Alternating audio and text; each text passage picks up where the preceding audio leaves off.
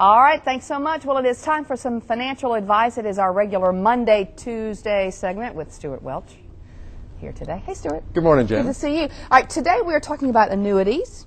We are. Oh, we actually had a viewer question. So they came in and said, you know, I've got some money to invest, and should I do it in annuities, or he asked maybe blue chip dividend stocks? Well, first of all, that's a nice problem to have some money to invest. It is. So nice. what is your advice if you have, and what kind of money are you talking about? Well, in this case, he indicated he had somewhere between $100,000 and $200,000 that he could invest. Okay. And he was talking about an immediate annuity. An immediate annuity, you give your money to an insurance company, and they immediately begin sending you an income for life.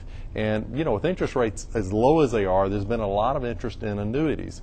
And the annuities pay out, the payout on a typical annuity may be 6 to 7%. All right, explain an annuity. Well, how's it work? So an annuity, you give money to an insurance company, and the insurance company promises you that they're going to give you a fixed income for as long as you live. In this case, it was over his life or his wife's life. Okay. And so that's the insurance company promise. And the payouts are relatively high. So 6 or 7% in this interest rate environment is a relatively, you know, that's pretty attractive.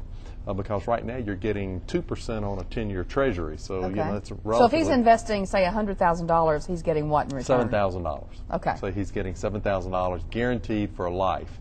So that's pretty attractive compared to 2% that you might be earning on a CD at the bank. Okay. But the downside is that you don't have any money for heirs. So at the last of this couple to die, there's no money left for any heirs. The deal is over. There's also no inflation protection. It's a fixed income. So if you need increasing income, it's a problem.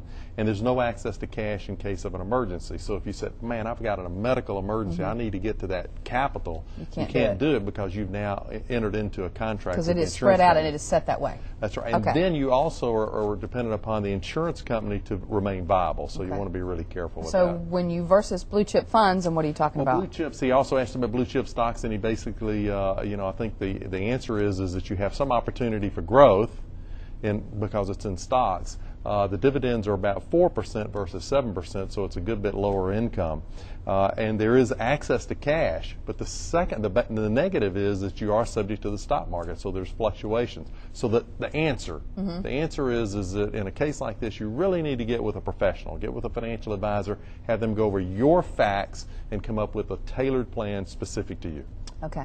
So as we wrap up, someone watching right now doesn't have $100,000. Are annuities for them, or is this something with a lot of money? Well, it could be. I think an annuity fits a person that says, I don't need to have money going to heirs, and I'm not really worried about inflation. I don't need a rising income. All right. A little lesson on annuity today. Thank you. Good to see you. Jan. All right. Still ahead, Valentine's Day, just a week.